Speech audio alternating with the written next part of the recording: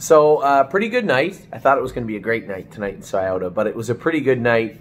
You know, I said to Jason after, I guess maybe 4 wide to the quarter isn't her trip. But I told him before the race, I said, listen, I came here to race, right? When you're in a horse race, once in a while, you have to race your horse. And last week, we really didn't get to, right? Bit of a training, I shouldn't say bit of a training trip. She worked hard, but I used her for, what, a quarter of a mile, and I had a whole bunch of stuff in front of me that really shouldn't have been in front of me. And it looked like that was going to happen again tonight, right? Run it back. Take a look at how the race played out. If Anthony doesn't leave, Chris Page loops over to the front. Maybe Brett keeps coming. Maybe drops her in the 3-hole, or who knows. But the 2 best horses that beat me tonight anyway, we're going to be sitting 1-2 or 1-2-3, something around there. I was going to be, what, second, third over. Aaron's first over with the horse that stopped getting into the last turn. So now what? I'm 7 lengths off, 6, 7 lengths off of the filly that beat me fair and square heading into the last turn, only she's getting everything her own way, and I'm getting nothing my way again. So when I get out of I could look left leaving the gate. You could tell in 2 steps what was about to take place. I was hoping Brett would drop over to the front. I'd get over in front of him, and then I could let Chris go. But when Chris landed in behind me, 27-2, I'm thinking, I'll let her trot down the lane for a few strides, make sure he doesn't try and remove, and then I'll put the brakes on. Went a good half, 56-1, I think was fair, 28-4. Down the back stretch, I was happy he moved out of the tool. When he came out of the tool, I'm like, yeah, all right, fine. Come and get some. And he did. He got all of it. And he got more. But I thought everything was going our way. She fought hard, and even going under the wire, she wasn't tired. She was trotting with them. She got beat fair and square, but this was the first race this year where you really got to stretch her hard. You know, I know when she won with Trace, she raced good, but the competition that night wasn't super tough. I don't think, in my recollection. Maybe I'm wrong. But, you know, it's getting into the latter stages of the year, right? The final is coming up in 3 weeks. And this filly's starting a good, you know, you take a look at it. She didn't want to leave last time out of the 9-hole. She wasn't proper. She wasn't great. She was good tonight. She's definitely trending in the right direction. And I think that this filly is, to say she's sitting on a big race, you know it's there. I don't have to tell you that. You don't leave 4 wide around the first turn, 27-2, clear to the front, tangle with one of the best fillies in the division, and end up third, beat 2 lengths, and not race great. You can't say that if I don't leave 2 or 3, I get the favorable 2-hole trip, that maybe it's a different outcome. But she needed a good stretching out, and she got it tonight. And I was very, very pleased with how quickly she settled, how she behaved, and how much she fought. She was beat fair and square tonight. She raced her heart out, and that is the best race I've seen her go since the Breeders' Crown last year, probably.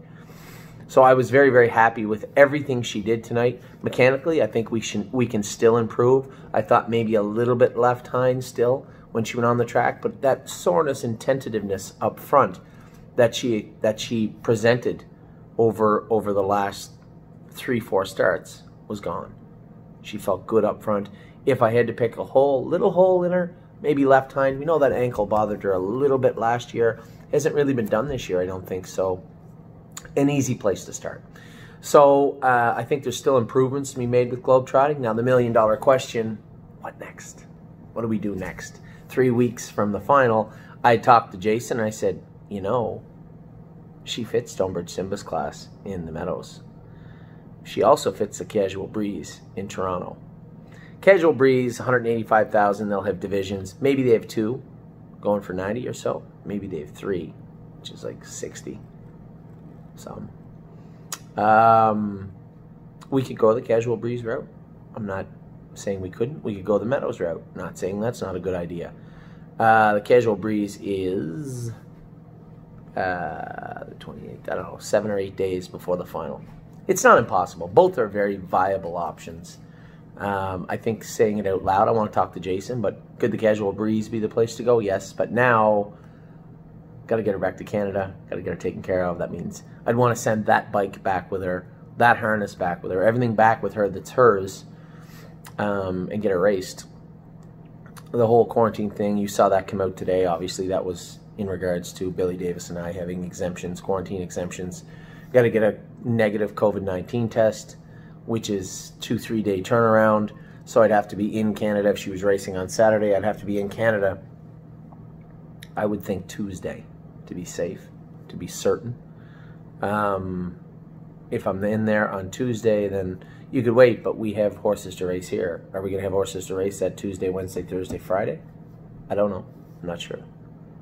So a lot to think about in that regard. I've never had to worry about that before now with everything going on, but now that's a different component. Nevertheless, it was another good night in Ohio. Filly raced great, raced her heart out, finished third. I watched Trafalgar race. Clearly there was something up with Trafalgar tonight. She hadn't raced in 11 days, coming off a real good mile at Grand River. Sure, she got away last. Did she shut her air off, maybe? Did she have a little mucus there, maybe? Did she bleed a little? I don't know. I haven't talked to Harry or Nellie yet. I'd send a text out just asking them for a little update. So we'll find out what went on with her. She'll do that once in a while, throw a little clunker in, but usually comes right back out swinging. So she'll have her next grassroots, I think, next week. We'll make sure she's okay heading up to that, and I'm sure she'll be fine. What else? Not a whole lot. Tomorrow we got Path of Totality, Harness AM. I got to drive for Tim.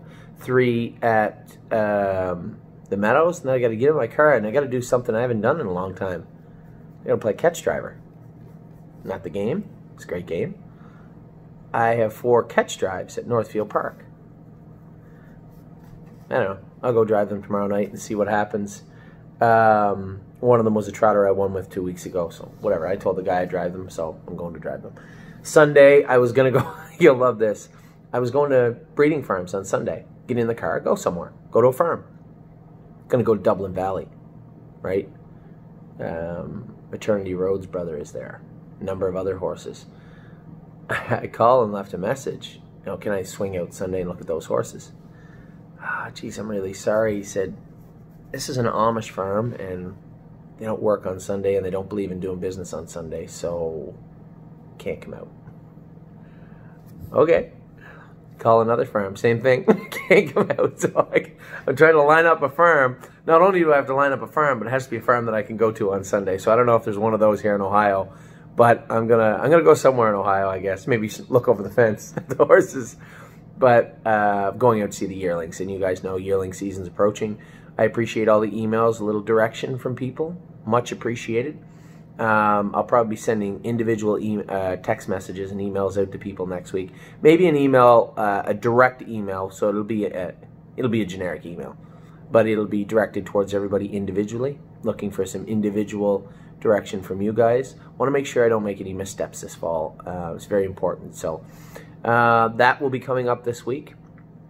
A number of racing, big week next week for I'm a Lovely Lady.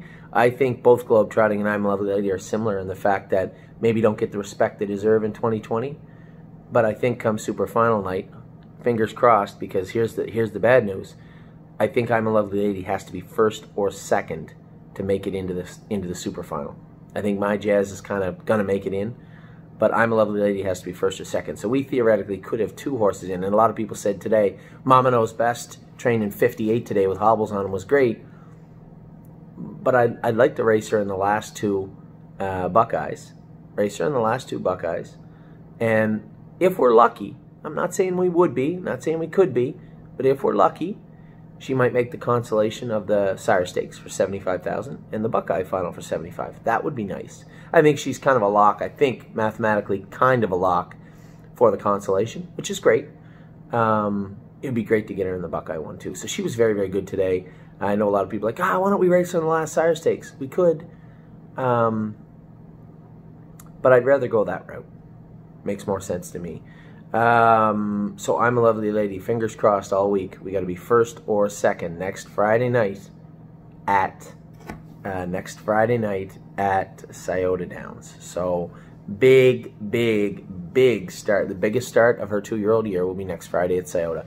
So 2 starts in Scioto, 2 breaks. Not cool, but we do have the hobbles on her now, so that should be the great equalizer.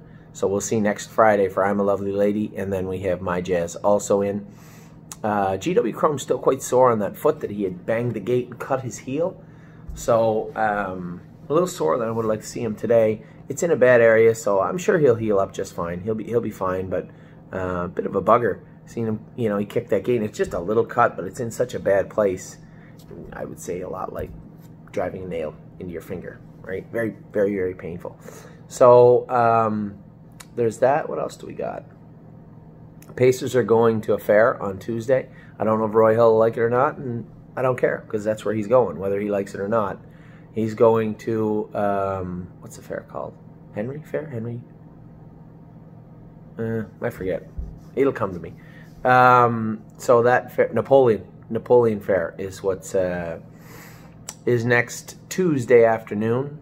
We are going to have to skip the fair, the trotting filly side. I wanted to race Miss Meringue, but we have Compass Rose DC and all those fillies in. And also, our newest member of the Ohio band, Rooney Blue Chip, is racing, I can't believe I'm saying this, is racing in Northfield next week in the maiden, and he will be a heavy favorite, I think, off a big qualifier that he had the other day. 57 last quarter and 28 last half, 57, and he was very, very good.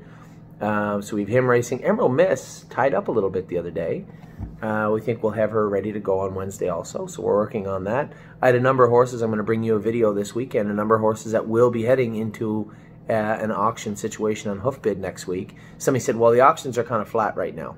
Okay, so if they're super flat, we'll buy the horses back and we'll bide our time until we get proper sale price for them. We can find a claimer or something for them, but Sunshine's Finest needs to go in the sale, I think. He's just, you know, this is what happens when you chase horses you can't beat for a long time. You just get a little soured up, a little tired, and even if we rest him, the classes he comes back to are very tough. So, hoping to capitalize and maybe selling him when he's on a kind of on a downswing. Who else? Sunshine and Shade. He'll qualify on Tuesday, and he'll sell on Wednesday. And then we were going to put Emerald Miss. Emerald Miss is in race 1. Theoretically, Emerald Miss could race Wednesday in race 1 and be sold an hour later on Hoofbid.